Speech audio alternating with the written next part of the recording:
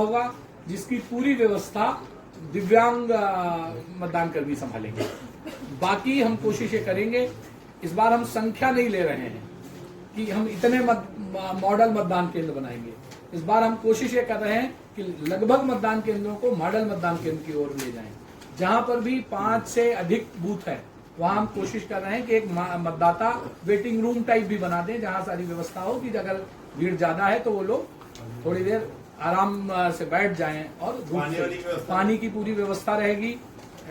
कोशिश ये भी है कि जहां जितना संभव हो पंखा, कूलर, जो व्यवस्था हम अपने मतदान कर्मियों को भी दे सके, क्योंकि उनको पूरे दिन मतदान कराना होता है, और मतदाताओं को भी जितना ज्यादा से ज्यादा हम जोड़ सके उसके लिए हम एनएसएस, एनसीसी के लोगों का भी सहयोग ले रहे हैं। अब 7 मई को आप सबसे भी यही अनुरोध रहेगा कि पहले तो खुद का मतदान और ज्यादा से ज्यादा घर परिवार के लोगों को, आसपास की कॉलोनी, जिस कॉलोनी में रहते हैं, जिस क्षेत्र में रहते हैं, उन लोगों को भी मतदान करने के लिए प्रेरित। कतारें लंबी हो जाती है निसंदेह बच्चों को जोड़ना चाहिए, मतलब बच्चे पेरेंट्स को जोड़ने की, क्योंकि देवेंद्र नगर, शंकर नगर जैसा एरिया है, ये 50% वोटिंग होती है कई बूथों में मात्र। स्कूलों के माध्यम से बच्चों के घर तक संदेश पहुंचाया गया है। अभी आप बहुत जल्दी देखेंगे एक पोस्ट कार्ड के फॉर्मेट में कलेक्टर की पाती जा रही है। उन गार्जियंस के यहाँ भी, लोगों के यहाँ भी, सबके यहाँ कोशिश हो रही है कि ज्यादा से ज्यादा लोगों के यहाँ जाए। अभी आप लोगों के यहाँ मतदाता पर वो पहुंच रही होगी वोटर इन्फॉर्मेशन स्लिप, लगातार कई घरों में आपने रिसीव किया होगा। उसके बाद आपके यहाँ कलेक्टर की पाती भी आ रही है।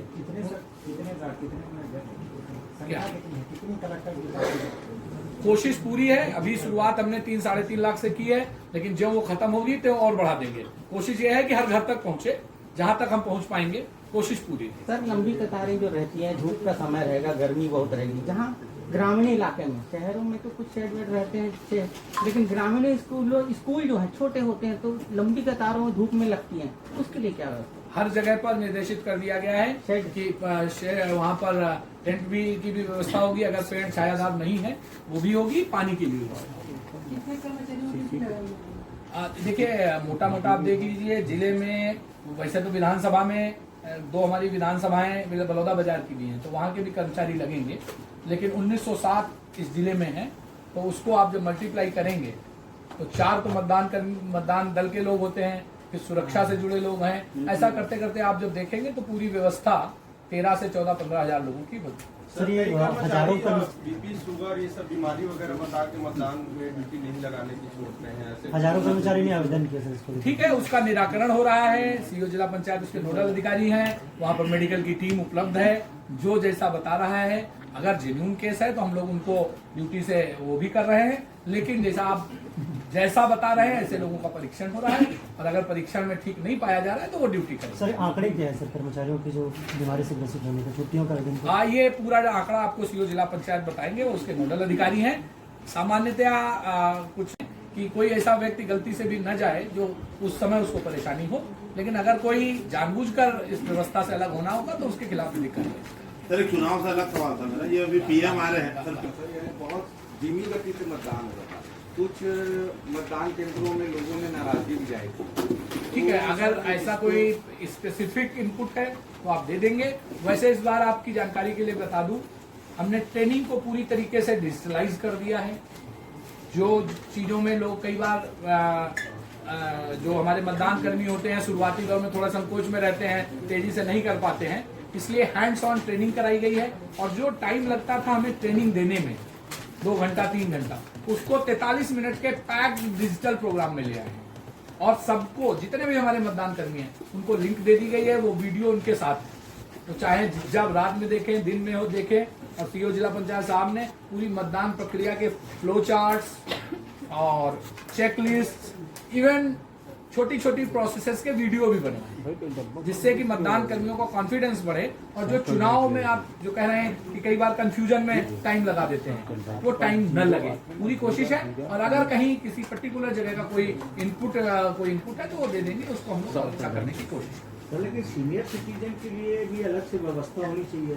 3-3 घंटे लंबी कतार में खड़े रह के लोग वापस आ जाते हैं। इस बार इसीलिए मैंने कहा है कि जहां पर भी ज्यादा बूथ्स हैं वहां पर एक मतदाता एक वेटिंग वो भी बना रहे हैं। और सामान्यतः इस बार हमने ये भी इंस्ट्रक्शंस दिया है, जो हमारे सुरक्षा कर्मी लगे हैं कि ऐसा कोई भी व्यक्ति जैसे जो सीनियर सिटीजन का है लगता है तो उसको लाइन में आगे लाके पहले करा दे। उसमें हमारी मतदाताओं से भी अपील है कि वो आपके भी बीच का ही व्यक्ति है। कई बार क्या होता है कोई किसी सीनियर सिटीजन को लाते हैं तो आगे लाइन में लगा हुआ व्यक्ति उस पर विवाद करने लगता है। तो मेरी ये हुआ ना सर, मेरी मतदान किए मेरी इसीलिए मेरी आम मतदाताओं से भी अपील है कि अगर हम में से कोई बुजुर्ग या नीडी व्यक्ति आता है तो उसको प्राथमिकता दें। अगर हमारी टीम के लोग उसको आगे ला रहे हैं या स्वयं से भी अगर कोई मतदाता बुजुर्ग है और लाइन में पीछे लगा है तो हमें मानवीयता दिखाते हुए उनको आगे लाके मतदान कराना चाहिए। हमारी टीम भी रहेगी। मैं आपके माध्यम से लोगों से भी अपील करता हूं कि जो भी नीडी है,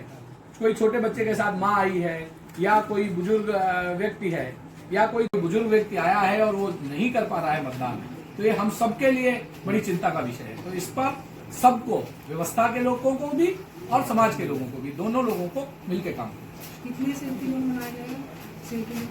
सेल्फी जोन आप देखिए, लगभग हम कोशिश करेंगे हर केंद्र पे आपको सेल्फी जोन दिखाई देगी। ये मोबाइल मेडिकल टीम को जो रहेगी व्यवस्था, हाँ, पूरी चिकित्सा की व्यवस्था रहेगी।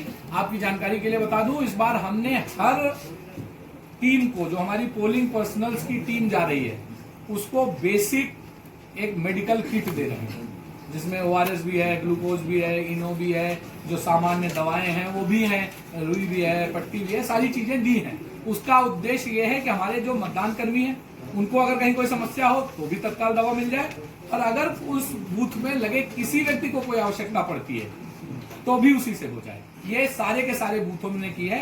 और आपकी जानकारी के लिए बता दूं, रायपुर जिले के इस प्रयास को प्रदेश के इलेक्शन कमीशन ने भी सराहा है और पत्र लिखकर अन्य जिलों को भी इसके लिए निर्देशित किया है कि रायपुर ने जो व्यवस्था की है वो मेडिकल किट की व्यवस्था हर जगह है।